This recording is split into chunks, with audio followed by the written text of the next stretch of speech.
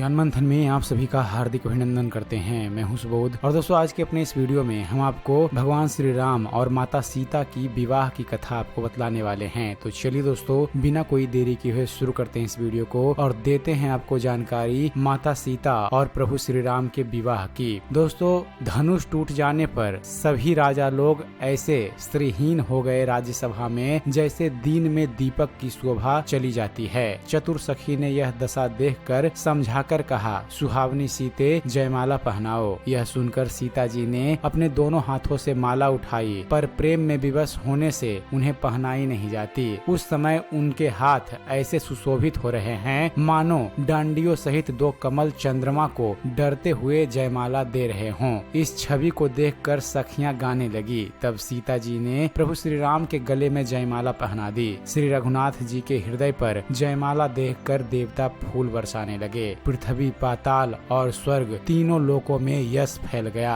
कि श्री रामचंद्र जी ने धनुष तोड़ दिया और सीता जी का वरण कर लिया। नगर के नर नारी आरती कर रहे हैं और अपनी पूंजी अर्थात हैसियत को भुलाकर सामर्थ्य से बहुत अधिक न्यूछावर कर रहे हैं अर्थात धन लुटा रहे हैं। श्री सीता राम जी की जोड़ी ऐसी सुशोभित हो रही है फ्रेंड्स मानो सुंदरता और श्रृंगार रस एकत्र हो गए हों। सखियां कह रही हैं, हे सीते स्वामी के चरण छुओ, किंतु सीता जी अत्यंत भयभीत हुई, उनके चरण नहीं छूती। गौतम जी की स्त्री अहिल्या की गति का स्मरण करके सीता जी श्री राम जी के चरणों को हाथ से स्पर्श नहीं कर रही हैं। सीता जी की अलौकिक प्रीति जानकर रघुकुल शिरोमणि भगवान श्री रामचंद्र जी मन में हंस पड़ते हैं। इसके बाद परशुराम जी को जब पता चला कि शिव धनुष टूट गया है तो ये अत्यंत क्रोध में उस राज्यसभा में पहुंच जाते हैं। परशुराम जी को बहुत समझाया गया, तब उन्हें पता चला कि श्री राम साक्षात भगवान ही हैं, तो ये शांत हो गए। दोस्तों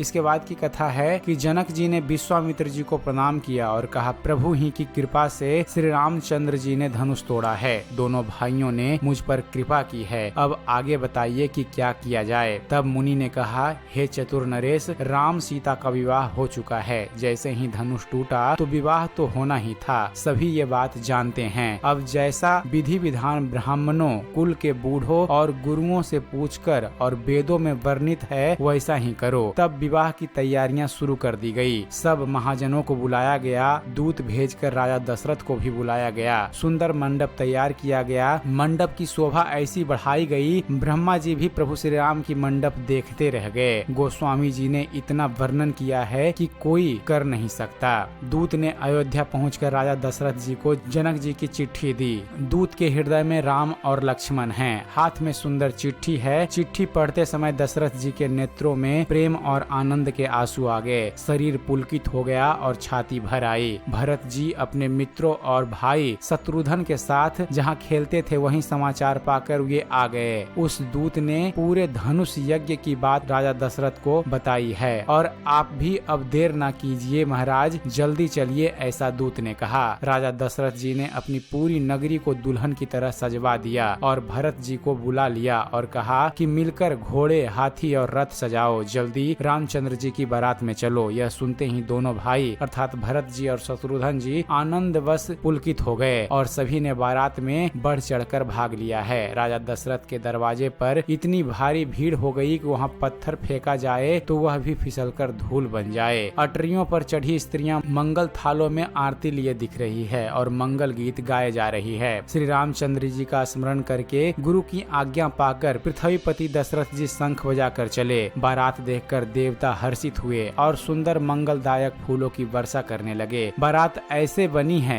कि उसका वर्णन करते नहीं बनता। जब बारात जनकपुरी पहुंचती है तो सुंदर स्वागत जनक जी की ओर से किया गया है। आप अगवानी करने वालों को जब बारात दिखाई दी तब उनके हृदय में आनंद छा गया और शरीर रोमांच से भर गया। आगबनों को सज धज के साथ देखकर बारातियों ने प्रसन्न होकर नगाड़े बजाए। बाराती तथा आगबनों में से कुछ लोग परस्पर मिलने के लिए हर्ष के मारे बाग छोड़कर सरपट दौड़ चले और ऐसे मिले मानो आनंद के दो समुद्र मर्यादा छोड़कर मिलते हैं। राजा दशरथ जी ने प्रेम सहित सब वस्तुएं ले ली। फिर उनकी बख्शीशें होने लगी और ये याचकों को दी गई। बारातियों के ठहरने की उत्तम व्यवस्था की गई। पिता दशरथ जी के आने का समाचार सुनकर दोनों भाइयों के हृदय में महान आनंद समाता न करना था। संकोच बस वे गुरु विश्वामित्र जी से कह नहीं सकते थे। आज गुरुदेव जान गए हैं और स्वयं राम लक्ष्मण के साथ दशरथ जी से मिलने जा रहे हैं, मानो सरोवर प्यासे की ओर लक्ष्य करके चला हो। जब राजा दशरथ जी ने पुत्रों सहित मुनि को आते देखा तब ये हर्षित होकर उठे और सुख के समुद्र में थाह सी लेते हुए चले। दशरथ जी ने विश्वामित्र जी के चरण की धूली ली है और दोनों भाइयों ने पिता सहित गुरु वशिष्ठ जी को प्रणाम किया है। राम लक्ष्मण ने फिर भरत और शत्रुघ्न को हृदय से लगा लिया है। श्री रामचंद्र जी और जनक जी श्रेष्ठ आसन पर बैठे। उन्हें देखकर दशरथ जी मन में बहुत आनंदित हुए। अपने सुकृत रूपी कल्प वृक्ष में नए फल आए देखकर उनका शरीर बार बार पुलकित हो रहा है। 14 भुवनों में उत्साह भर गया। सबने कहा कि श्री रामचंद्र जी का विवाह हो गया।